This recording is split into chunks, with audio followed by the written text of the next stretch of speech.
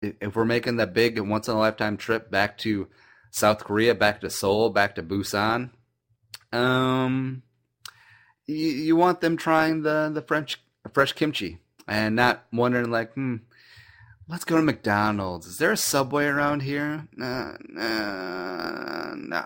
And whose team is this? Is this your team? Or is this your daddy's team? Thanks for listening to Dad Mode Podcast. Common sense parenting in a politically correct world. Here's your host, Andy Carlson. Welcome back to the Dad Mode Podcast, Common Sense Parenting in a Politically Correct World. I'm your host, Andy Carlson, at Andy Carlson Show on the Twitter machine. I'm a father, and I have no idea what I'm doing, but you don't either there, Chiefy. So let's try and learn something together today. The website is dadmodepod.com, Twitter at dadmodepod, or just use the hashtag dadmode. Today, going solo again. Uncle Nick had a fun week at the state fair, and you know what? Just life happens sometimes. You know, there's schedule elements all over the place. Nick was ready to record last night, and then I decided to go get drunk and then watch the Gopher game, which was less than ideal. Less than ideal. You know, just a tangent off, talk about football real quick. So the Gophers aren't quite ready yet. I mean, Jerry Kill has a decent team out there, but down the line when it comes to bowl selection time, they'll see a 6-point loss to the number 2 team in the country, even though TCU completely dominated the entire game and all facets of the game. Just doesn't show up on the scoreboard. But, well, it's another tangent for another day. Ooh, you know, we'll just do a Gopher football episode sometime. Yeah, good times. Anyways, solo for the day. Actually, I got little Muggsy right here next to me. She's kind of sleeping now, but she might pipe in. And we're talking about vacations, kids and vacations, because the wife and I were talking about this the other night about, you know, you want to start planning early for the really big, like once in a lifetime, maybe not once in a lifetime, but milestone vacations, we'll call it.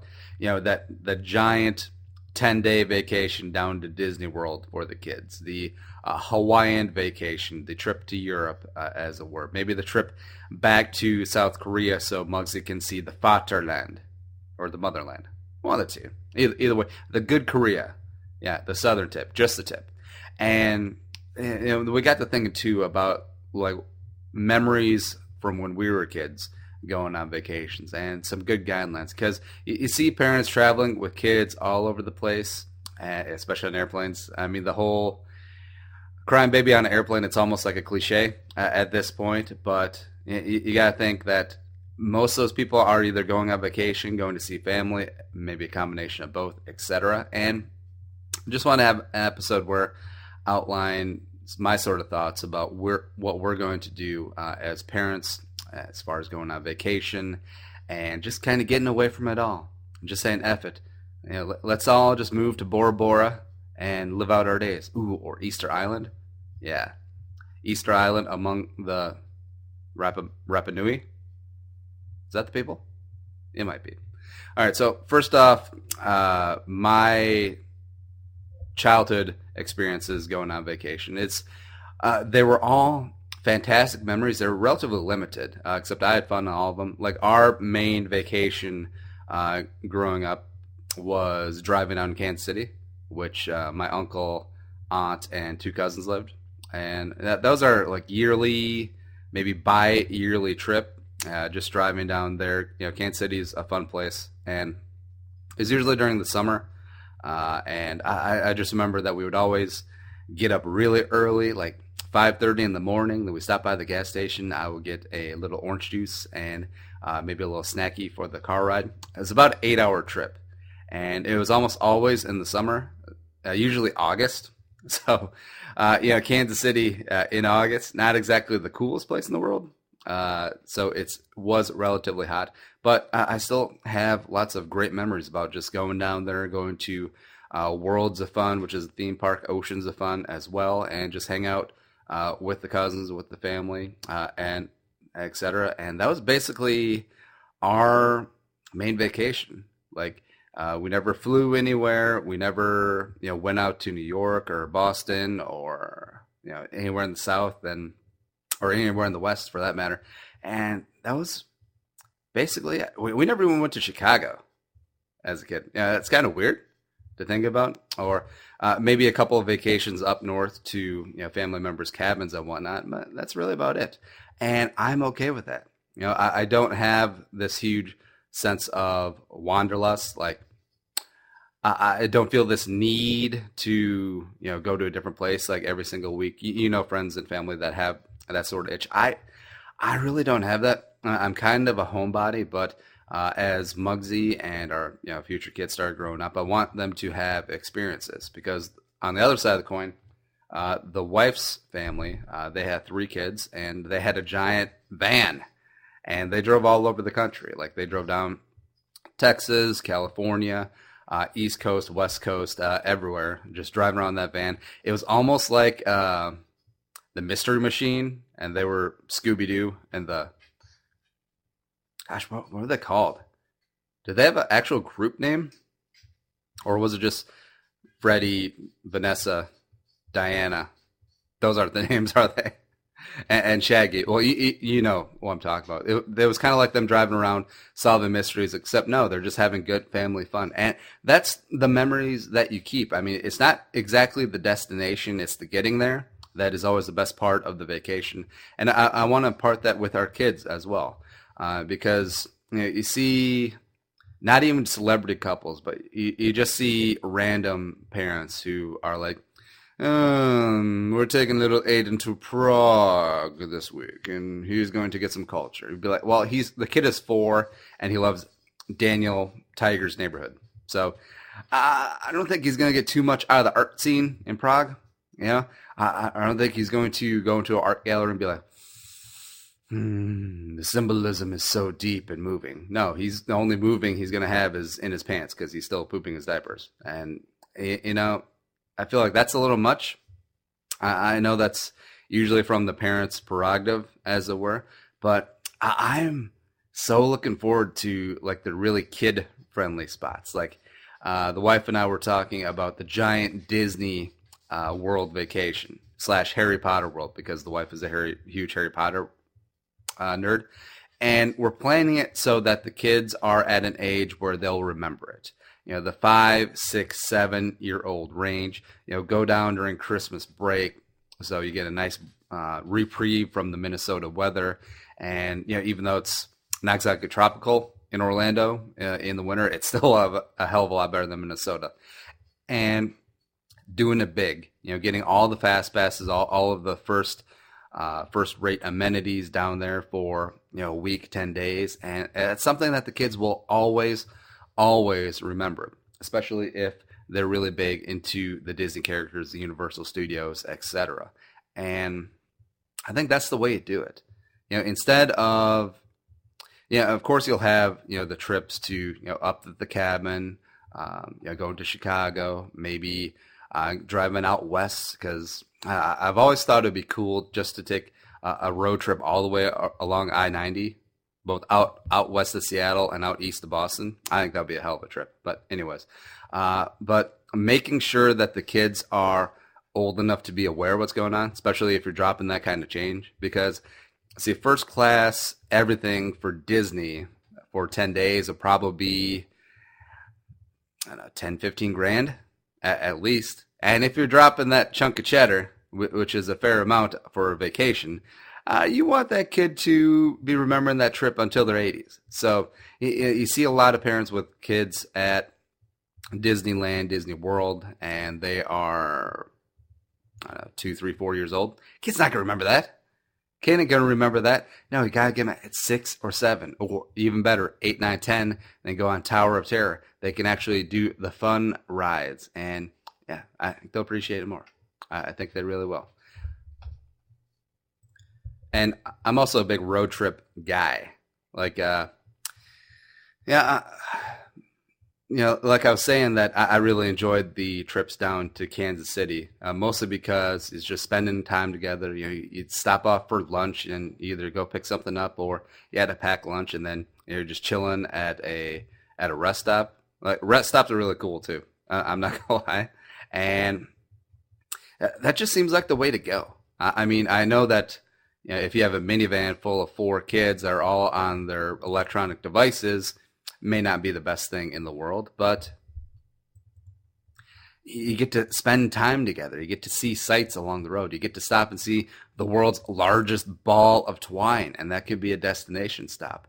And Clark Griswold got it right. Ed Helms' character, Rusty, maybe not so much. But, you can fly everywhere, mostly because ticket prices are so cheap nowadays. But I also think that's the detriment.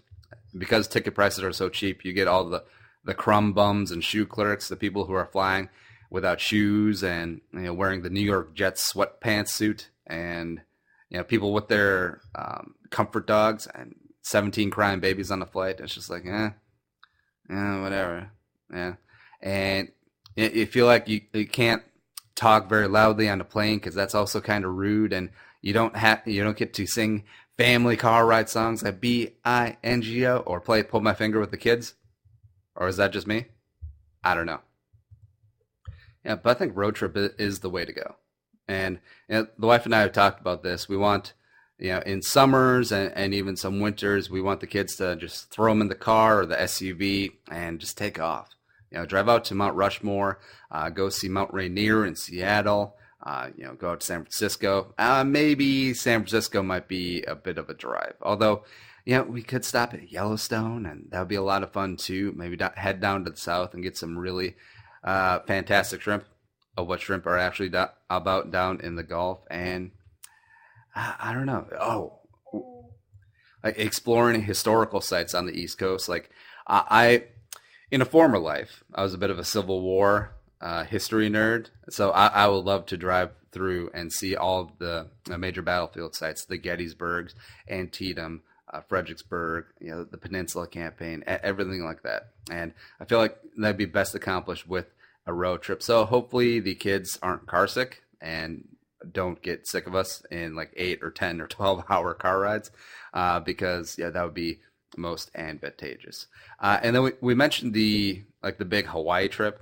I feel like every family has like the one big Hawaii trip in them. And again, it's kind of like the Disney theory, where you want the kids to be old enough to appreciate it. Like if they're 3 years old, they're not gonna remember swimming in the heated and jetted infinity pool in Maui. They're probably not gonna remember all that good stuff. They're not gonna remember the giant pig feast luau, mostly because they were crying that they didn't get chicken tenders. They're not so much that.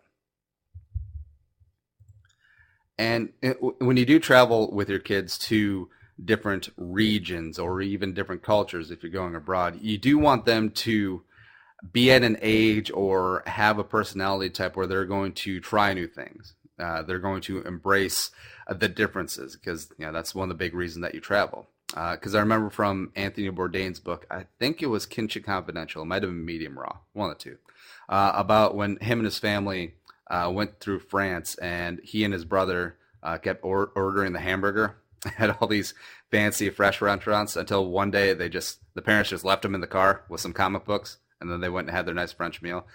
You don't want kids to be like that. And eventually Bourdain wised up, and he started ordering the weirdest thing at every place, and then eating oysters and whatnot, because I love oysters. I would like Muggsy to try oysters, and once we get them in an awesome spot like the South or France or et cetera, and don't have your kids just order the chicken nuggets every time. I mean, well, first off, I love chicken nuggets too, but if you're in, if we're making that big once in a lifetime trip back to South Korea, back to Seoul, back to Busan, you want them trying the fresh kimchi. And not wondering like, let's go to McDonald's. Is there a Subway around here? No. You want them to embrace the point of traveling. Like if you're going to Nashville, you want to get some ribs. Or if you're going through Memphis, you want to get some rendezvous ribs. You don't want to be like, where's the Denny's going to be? Where's the Denny's? Also, this is a bit of a tangent, but that is to be expected. Don't be a tourist.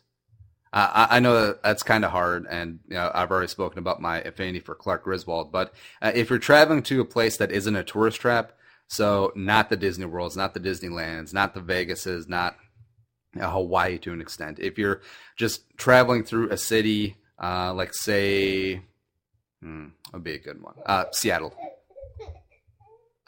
We heard from Muggsy. What do you think? You want to go to Seattle? I don't know, maybe. But say if you're traveling to a place like Seattle, you don't want to be the ones with the tucked in polo shirt in the pleated khaki pants with the dad shoes and the giant ass camera and the selfie sticks. Nah, just blend in. Just be cool. Just be normal. Don't go down to the pier and be like, oh, can I catch a fish? Let me catch a fish. I saw it on the Travel Channel. Let me catch a fish. You don't necessarily want to be like that. It's okay. Muggsy's chiming again. Muggsy, you want to go to Disney World? I guess maybe that's a no. Oh well. And like I said, when you travel with your kids, it's not so much the destination. Like the kid doesn't really care if you're going to Prague or Qatar or Paris, France. Oui, oui. It's more about the trip. It's more about them getting to spend time with their mom and their dad and not having the BlackBerry or the iPhone go off and not answering emails and not answering work stuff. And those are the good memories. Like, we didn't travel a lot, like I said earlier, but it was always the good memories of, getting lunch at some sort of rest stop in like South Central Iowa on the way down to Kansas City. And then, having just cold sandwiches, and then me and my dad playing catch as we're halfway on the trip to our vacation. And those are the things that stick with you. Those are the memories where, when you're sitting around the table, when your kids are grown and you're having a couple beers and the kids are always like, Dad, do you remember when we got a flat tire in Pennsylvania? That was a lot of fun. And then we had to sit in the car. The mom was singing songs to us. Yeah. It's just random things like that where you don't have to break the bank to take your kids on vacation. Not everything has to be the $15,000 or $20,000 trip to Hawaii and staying at Trump Resort. It doesn't have to be like that. Just get out and go, preferably driving, because then you can keep babies off the planes. That's a whole other issue for another day. But that was just a short and sweet little rambling about kids and vacations. Bottom line, take them, go, get out. Plus, going out and seeing the nerdy stuff, like the world's largest ball of twine, the world's largest rest stop, the world's largest ear of corn. You'd be surprised how much some kids will enjoy that. Well, not teenagers, but like younger kids. They're starting that. So teenagers don't like anything. I'm really looking forward to that. As far as looking forward to Dad Mode Pod, tell a friend. And even if they're not parents, and they just show up for the random common sense no talk, or maybe just sometimes just random talk like today. Muggsy, what do you think? Now she always talks, and then when I cue her up to talk, she refuses. This is my life now. Also support the show on Amazon, dadmodepod.com, top left corner. Click through our Amazon banner, bookmark it. Every time you buy a little something from Amazon through the link, we'll get a taste, and we'll keep the Dad Mode Pod car going forward. Going next road trip, baby. Thinking about going to Manitoba. Good times. Show's available on iTunes. Follow us on Twitter at Dad Mode Pod, or me at Andy Carlson Show. Website, as always, dadmodepod.com. But we gone. Be a man, be a father, go Dad Mode. We'll see you next time. Think the episode you just heard is worth $1? Well, send it our way. Visit dadmodepod.com/support to find out how. Be a man, be a father. Go Dad Mode.